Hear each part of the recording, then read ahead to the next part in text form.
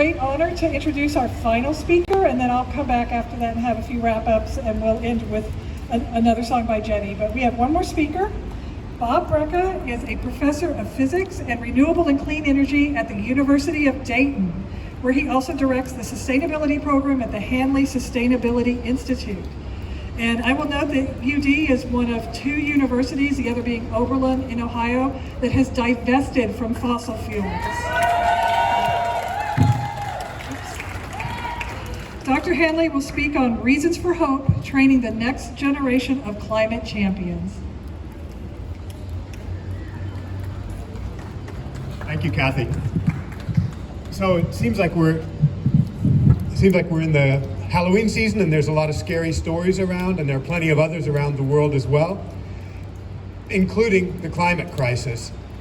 But one thing is the fossil fuel industry has continued to try to control the narrative about our energy system, but I would say they're actually becoming really desperate because they see their place in a future that's more sustainable really at risk.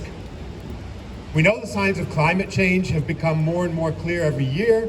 Scientists have known and have been warning about the impacts that are not just something for the distant future, but that are things that we are now seeing, and we're seeing them more and more each year. Some of the scientists have been speaking out about climate change and have been considered extremists or alarmists, but they've actually been far too conservative most of the time about their projections. One thing I like to point out, though, is that this is a new thing. About 85% of all fossil fuels in history have been burned in my lifetime. This is something for our generation. Our generation's carbon pollution is what our children and grandchildren are going to have to find a way to stop, and from which they will continue to suffer the consequences. But we're starting. In 2015, countries of the world came together to sign the Paris Agreement. We need to stay under 2 degrees of global warming, even better, try to get to 1.5. And these goals are not just random. These goals are because we understand the science. We understand that every fraction of a degree of warming that we can prevent is damage to the future that we will lessen. Understanding the Paris Agreement is actually pretty easy. We have to reduce our emissions of carbon dioxide and other greenhouse gases to near zero in the next few decades. And that doesn't mean waiting to get started. We should have started decades ago, but the longer we wait, the harder it is and the more abrupt the transition will be. We need to start now. The International Energy Agency, which 50 years ago, or for the last 50 years, has been in the service essentially of wealthy countries and fossil fuel interests, has actually started to say climate change is what we need to be worrying about. Their head, Fatih Birol, has been increasingly vocal about the need to wean ourselves quickly from fossil fuels. And they've published pathways showing how to do that, as have a lot of scientists in research institutes around the world. One of the key points that they have said is necessary for reaching the Paris Agreement goals is to not have new fossil fuel projects and exploration. And that certainly means new projects that threaten state parks in Ohio. The simplest way to think about our way forward is that we have to use energy more efficiently, especially in the wealthier, higher polluting countries. And then we have to move as much of our life as we can to electricity and make sure that that electricity is renewable and free of carbon emissions. That sounds like quite a challenge, but we don't have a choice. And there's good news out there about the fight against global warming. Who would have thought, even a few years ago, that in the US, what then made up the largest part of our electricity system, coal, would now be in 4th place in generating electricity, behind natural gas, unfortunately, nuclear, and renewable energy. But the main thing I like to point out is that it's not just how much renewable energy that it's catching up, but the rate at which renewable energy is growing in this country and around the world is truly remarkable. China generates about twice as much renewable energy as the US does. And what's more, one of the reasons for that is that solar energy, for example, has decreased in price by 90% over the last decade. In most places in the world, solar energy and wind energy, and this includes the whole plains of the Great Plains of the US, is the cheapest source of energy available. That's truly remarkable as a turnaround from just a few years ago. We're also seeing the fast growth in the adoption of electric vehicles.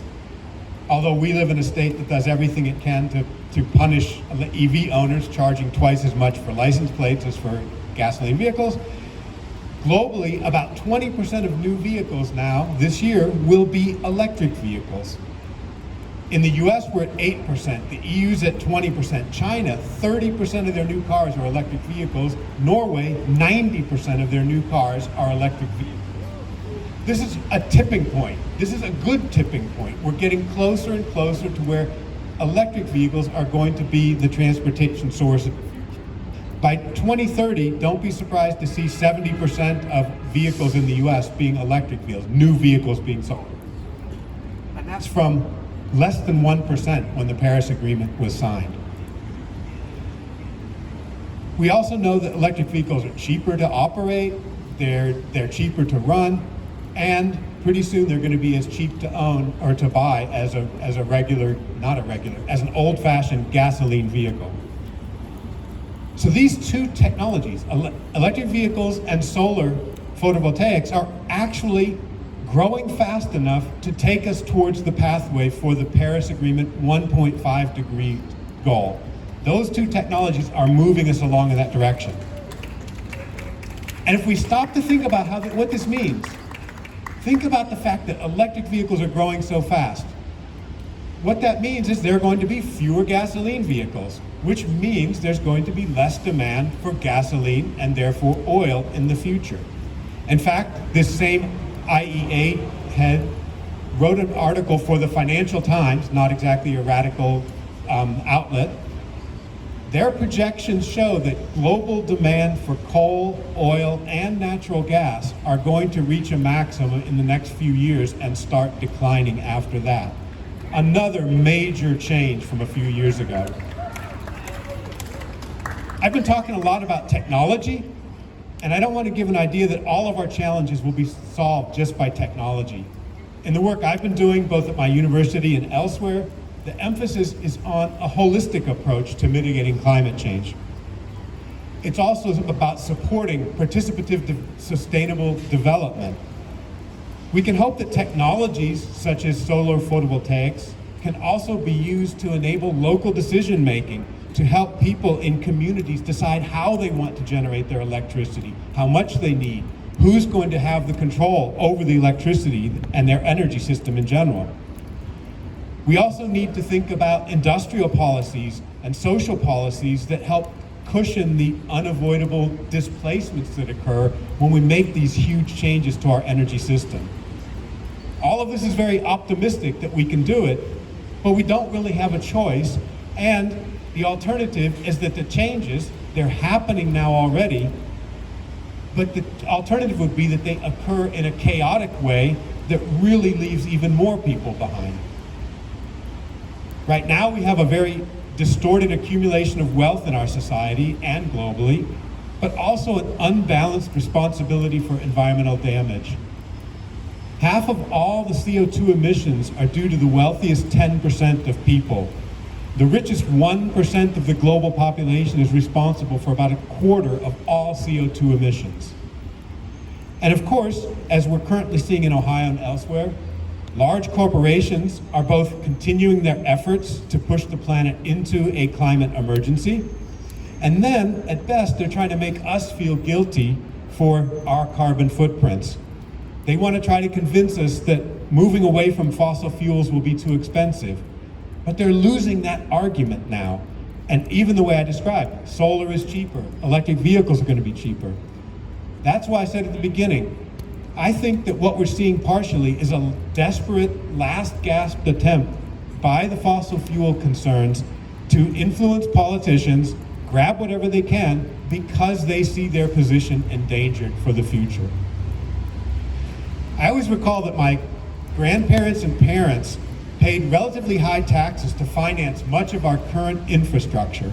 Things like building up the electricity grid, building the interstate highway system. Our generation has seemed to consciously decide that we don't want to pay taxes, especially for those with higher incomes. Those decisions were not unavoidable, but they have led to an economically polarized society in which we can play off fears of loss against action towards social progress and acting to mitigate climate change. In my work at the University of Dayton, though I'm not representing the institution here today, I'm glad to say that we think it's important to look at environmental issues as social issues as well as scientific and engineering challenges. We know that a diversity of people, the honest inclusion of different viewpoints, will be needed to address difficult societal challenges. We also are not being silenced, as many colleagues are worried about at state institutions, to say and to talk about controversial so-called issues. We know we need to talk about these issues in our universities.